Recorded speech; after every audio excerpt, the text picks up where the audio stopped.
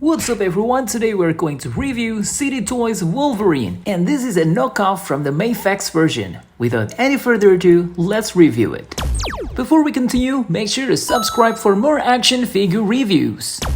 Starting off from the packaging, in the front side there is a promotional photo, the Wolverine logo and X-Men logo, City Toys logo, and also the comic version picture of the Wolverine here.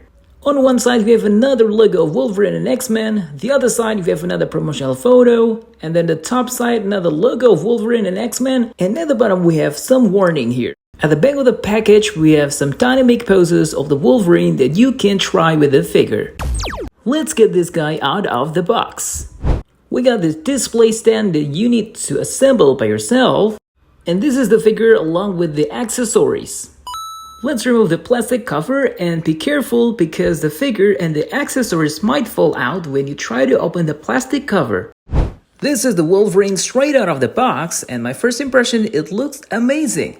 But this leg right here, it feels very stiff. Be careful when you try to mess around with it. The other parts though, I think they're not loose and they're kind of stiff, but not that bad kind of stiff. Let's take a look at the details on the head sculpt. No major issues on the painting, and overall this looks really good. I didn't find any major issues in this figure or my copy, but again, this is a bootleg, so your copy might have a different quality than the one that I have right here. Now we're going to discuss the accessories. We got this 10 base that you need to assemble by yourself. Another Wolverine head sculpt with fantastic detail, Logan head sculpt with another fantastic detail, and a hoodie to attach along with it. We got a pair of claw hands right here, and last but not least, two relaxed hands. Let's check out the articulation on the head. It can go 360 just like so without any problems, tilted to the left and to the right. And with the support of the articulation on the neck, it can look up this far. As for looking down, it goes this far. As for the articulation on the shoulders, we got butterfly joints, so for both the shoulders we can move them forward like this.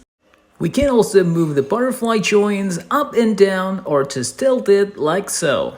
We got shoulder pads here that we can move, and this is used to protect it from the skin being exposed. And this is actually detachable, but I don't want to do it because I'm afraid to break it.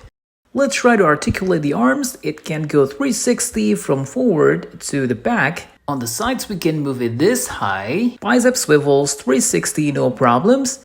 And double joints on the elbow so it can fold this far. I also love this hair detail on the arms. Ball joints on the wrist so it can turn around 360, and it got a hinge so it can move like this.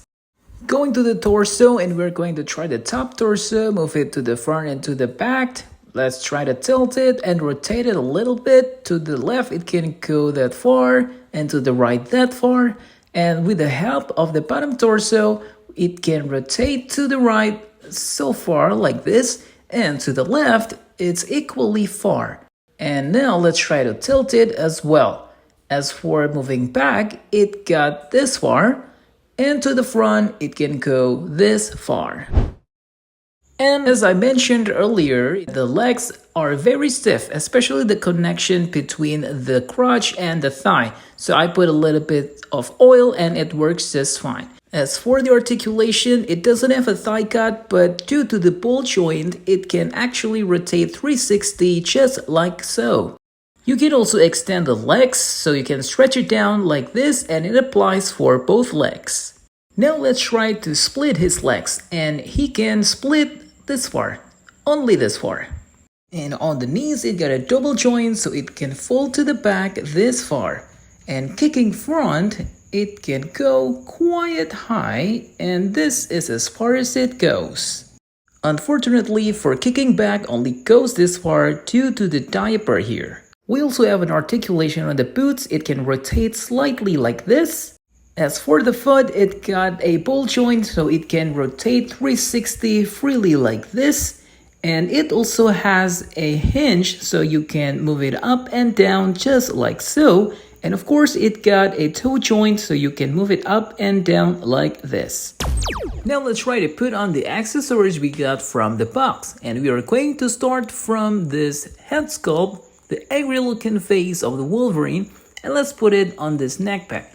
And this is the neck pack. It looks like this. And let's put it on, and it fits just perfectly like this.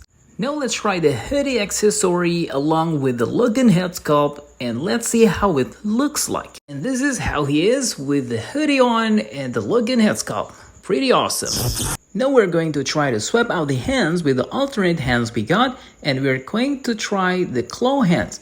And it's very easy to remove, and it's also very easy to put on. Let's also remove the other hand, and let's put on the other claw hand on the left side. And it fits just right. Nothing loose, nothing too tight, everything is perfect. It is size comparison time, and let's compare with the high-grade RX-78-2 Beyond Global, and it's much shorter than the Wolverine. And now this is SHF Naruto Uzumaki, and their height is actually pretty much the same. Last but not least, let's compare him with the McFarlane Batman Hush. And this is a different scale figure, so that's why it towers over the Wolverine. So everyone, that's the review of City Toys Wolverine. For a bootleg of Mayfax Wolverine, City Toys did a fantastic job in copying this figure. If you have enough money, I would definitely recommend you to get the Mayfax one. But if you're okay with a bootleg with a price point at $25 and some tight joints issue, this figure is absolutely a buy it. So everyone, thank you so much for watching. Don't forget to subscribe, and I will see you again in the next video.